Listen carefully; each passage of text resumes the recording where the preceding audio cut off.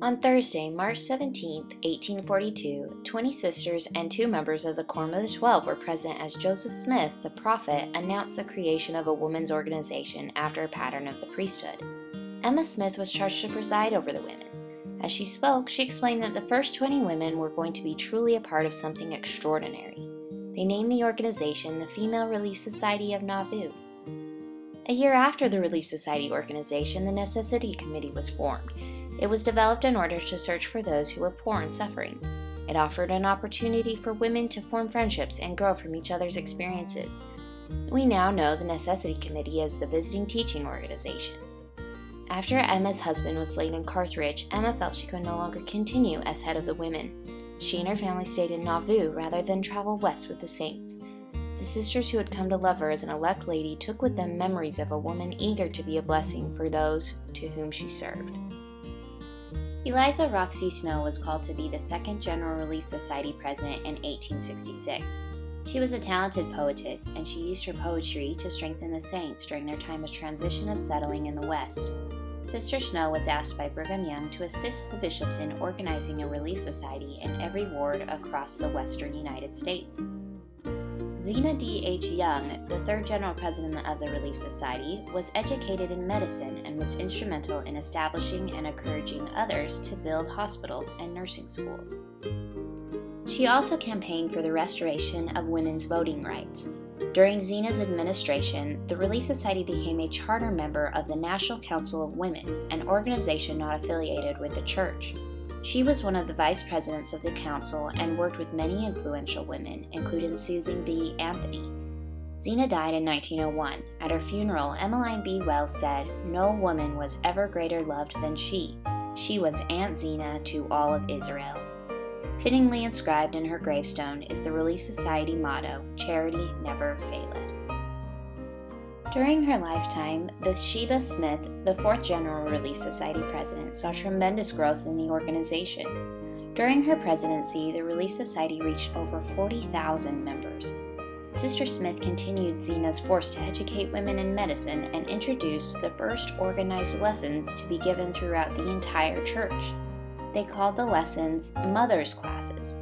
These lessons included instruction in marriage, prenatal care, child rearing, industry, obedience, honesty, and reverence. She also helped support the National Women's Suffrage Association and wrote articles for the Mormon-supported magazine The Woman's Exponent. In 1910, after Bathsheba passed away, Emmeline B. Wells became the next General Relief Society president. She was married at age 15 and lost her first baby after 3 months of giving birth. She was married 3 different times. Aside from her personal struggles, Sister Wells served as president during the infamous sinking of the Titanic and witnessed when America entered into World War I. Emmeline might be the most well known for her efforts to begin the wheat storage program in 1876. She encouraged women to go gather wheat in all of their surrounding areas. The Wheat Project continued to grow over the years and became one of the most successful long-term Relief Society projects. As a result, Utah grain eased the effects of the drought that ravaged southern Utah in 1899, helped the survivors of the San Francisco earthquake of 1906, and fed thousands during World War I. This program continued under the Relief Society until 1978, when General Relief Society President Barbara Smith turned it over to the First Presidency. At that time, the program had over 225,000 bushels of wheat with a net worth of over $1.6 million. Because of the successes of the wheat storage program under the Relief Society, wheat is pictured in our Relief Society symbol. She also adopted the motto, "Charity never faileth."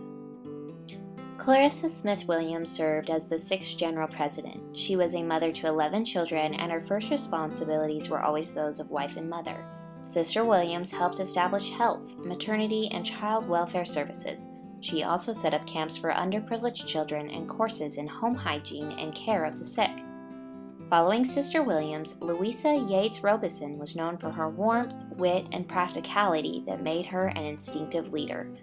However, her feelings of inadequacy about her lack of formal education and her shyness made her position hard at times. Unlike all the women before her, she had little education and money.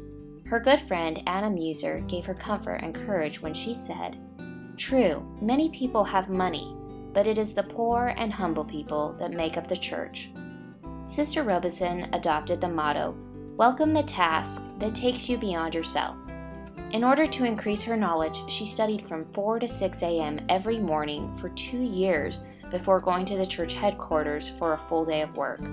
Her ability to relate to the needy and poor greatly helped her succeed during the Great Depression. She established Mormon Handicraft in 1937 as a way for women to make money selling their handiwork. The shop was a huge success and continued to be operated by the Relief Society until 1986 when it was turned over to Deseret Book for operation. Amy Brown Lyman followed Sister Robeson as the 8th General President. She served for 5 years in office, and her board served under particularly difficult circumstances because of World War II. She organized many efforts to ease the sufferings of the war, including sewing and knitting projects and assembling first aid kits to help the Red Cross administer relief. Sister Lyman introduced the official seal of the Relief Society. The church also established the final name for the women's organization as the Relief Society of the Church of Jesus Christ of Latter-day Saints. In addition to serving, Amy bore the sorrow of her apostle husband's excommunication. Belle Spafford once said, "Amy met disappointments and challenges in her personal life during these years with composure. She never panicked in time of trouble. She always placed her faith and trust in the Lord. I don't know anyone who better taught me how to meet adversity than Amy Lyman." Amy's successor, Belle Spafford, was an educated woman who taught special education classes at Brigham Young University. However, she wasn't always converted to Relief Society. As a young married woman, she always was involved in a young women organization, and she rarely attended Relief Society before the age of 30. Later, she became a counselor in her Ward Relief Society presidency, but she tried many times to be released. Finally, she decided to quit complaining and give it her best try. At that point, she realized that Relief Society wasn't just for old women, and eventually served for 29 years as the general president. Perhaps Sister Spafford's most significant accomplishment was the construction of the Relief Society building on Temple Square in Salt Lake City, Utah. She also became president of the National Council of Women. During her service, the welfare department of the church was firmly established, so the direct welfare work of the Relief Society naturally began to diminish. Up until this point, the Relief Society had also maintained financial independence from the other organizations of the church. However, with the welfare department in place, it was agreed that this change would give Relief Society members more time for compassionate service and teaching the gospel if they were no longer concerned about generating and managing their own funds. Belle Spafford was replaced by Barbara Bradshaw Smith, the 10th General Relief Society president. Sister Smith was known for her humility, intelligence, energy, and devotion to the gospel. She said, "You can't pray for sisters every day and then not feel a great love for them. I do pray the Lord will bless the sisters. I pray they will be unified. I pray that they will understand that the Relief Society is there to help them and that they will avail themselves of the opportunities it affords them. Above all, I pray that they will have great love for one another." Barbara Winder was called while her husband was serving as president of the San Diego, California mission. She had mixed emotions on her calling because her husband had to sacrifice and leave his calling in order to support her in her calling as the General Relief Society president. Following Sister Winder, Elaine Jack was called to be the 12th General President in 1990. During her presidency, there were over 3 million Relief Society sisters in 135 countries and territories worldwide. In her councils, she always spoke as if she was speaking to a friend, reminding the sisters of the reality of being daughters of God. Mary Ellen Smoot became the 13th General President in 1997. In the October General Conference, she said, "To each of you, no matter your nationality, race, social status, or individual talents, whether you are married, single, or widowed, whether you were born into the church or are a new convert or the only member of your family, I say, welcome home. The Relief Society is your home, and you are an integral part of a worldwide sisterhood with a divine mission." The 14th General Relief Society President, Bonnie Parkins, said, "My desire as General Relief Society President is that sisters will feel the love of the Lord in their daily lives as they keep their covenants, exercise charity, and strengthen families. Feeling the love of God helps us live our lives more meaningfully and successfully. It literally changes us." Julia Bangeter Beck is the 15th General President of the Relief Society. Beck has also served in the General Young Women's Presidency. She was a full-time homemaker prior to beginning her service. In October 2010's General Conference, she said, "Each of you is precious beyond description and known by our Father in heaven.